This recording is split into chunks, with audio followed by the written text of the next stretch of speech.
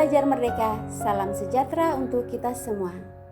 Saya Wilhelmina Sedonedabang, SPDGR, CGP Angkatan 8 dari SMP Negeri 1 Atap Tika Tukang, Kecamatan Adonara, Kabupaten Flores Timur. Saya mengajak kita semua untuk berefleksi dengan tema filosofi Ki Hajar Dewantara tentang pendidikan yang berpihak pada anak. Bagaimana pemikiran Ki Hajar Dewantara tentang pendidikan yang berpusat pada murid dapat diwujudkan? Mari kita refleksikan pengembangan dan penerapan di sekolah maupun di kelas yang sesuai konteks diri dan kondisi sosial budaya di daerah. Pendidikan yang berpihak pada anak menitik beratkan anak sebagai prioritas utama yang harus dilayani. Setiap anak memiliki kemerdekaan untuk belajar. Dengan kata lain, belajar sesuai keinginan dan kemampuan alamiah yang terbentuk dalam diri anak. Proses pendidikan berpusat pada anak dengan memberikan kemerdekaan untuk tumbuh kembang. Orang tua dan guru hendaknya memperhatikan bakat, minat dan kemampuan masing-masing anak untuk memberikan dukungan untuk proses belajar anak.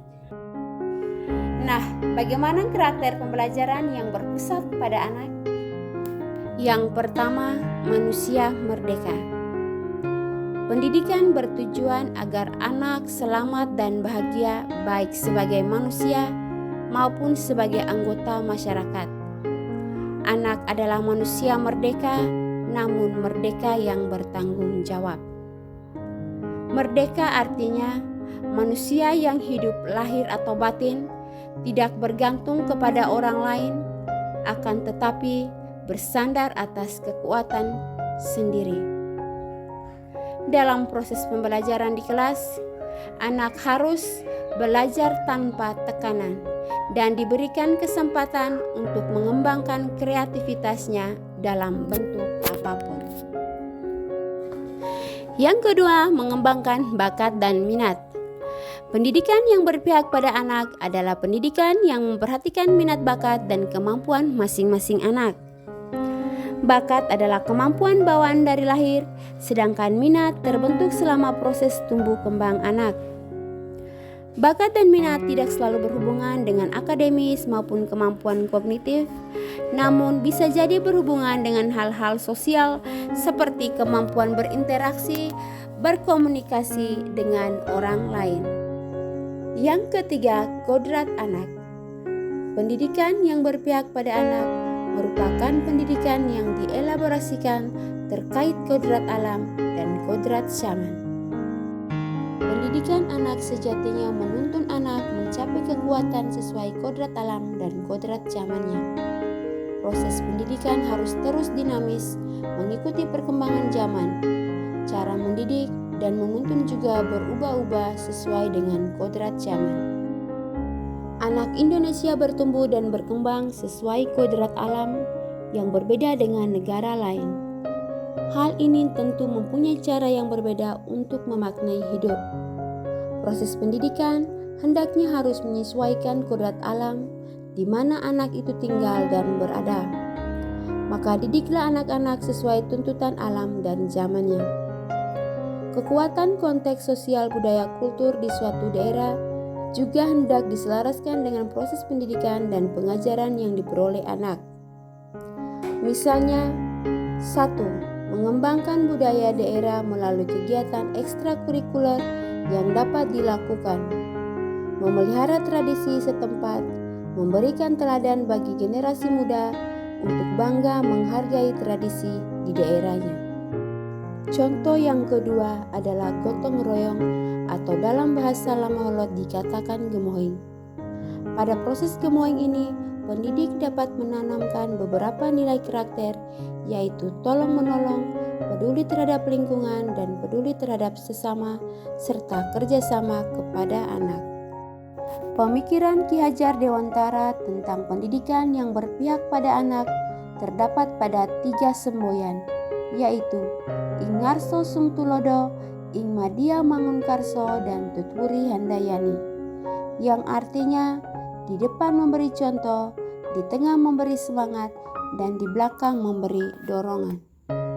Guru dan orang tua adalah pribadi yang memberikan teladan bagi anak-anak untuk mengembangkan nilai-nilai luhur kemanusiaan agar menjadi pribadi yang memiliki budi pekerti yang baik. Budi pekerti merupakan keselarasan hidup antara cipta, rasa, dan karsa. Budi pekerti mengajarkan anak akan kesadaran diri, sosial, serta bertanggung jawab dalam membuat keputusan untuk kemerdekaannya dan kemerdekaan orang lain. Dalam pembelajaran, murid bertindak sebagai subjek dan guru sebagai fasilitator yang memberikan dorongan. Dalam membimbing anak, guru dan orang tua harus peduli akan kebutuhan anak dengan kasih sayang. Munculnya potensi anak bergantung pada rangsangan yang diberikan guru dan orang tua. Oleh karena itu, guru dan orang tua wajib menggali potensi sejak dini. Setiap anak memiliki benih yang unggul, tinggal bagaimana kita menyediakan tempat yang tepat. Kesimpulan, karena pendidikan adalah tuntunan, maka sebagai seorang guru, biarkanlah kekuatan kodrat yang ada pada anak tumbuh dengan bimbingan, tuntunan yang baik, dan juga berpihak pada anak. Di kelas, peran guru sebagai fasilitator, hendaknya setiap anak dipandang sebagai subjek yang unik dan memiliki potensi yang berbeda, serta memiliki kekuatan kodratnya masing-masing dan memerlukan bimbingan yang berbeda pula sesuai dengan kebutuhannya secara individual, agar mereka menjadi pribadi yang mandiri, berkebinekaan global, berpikir kritis, berjiwa sosial, memiliki keimanan dan ketakwaan, serta berkarakter mulia. Ingatlah, setiap anak itu unik dan autentik dan tidak dapat dibandingkan. Maka berikanlah apresiasimu kepada anak sesuai dengan potensinya masing-masing. Demikianlah refleksi tentang pemikiran Ki Hajar Dewantara yang berpihak pada anak. Salam hormat dari saya, Wilhelmina Sedonedebang, SPDGR, dari SMP Negeri 1 Atap Tiga Tukang, Kecamatan Adonara, Kabupaten Flores Timur, Provinsi Nusa Tenggara Timur.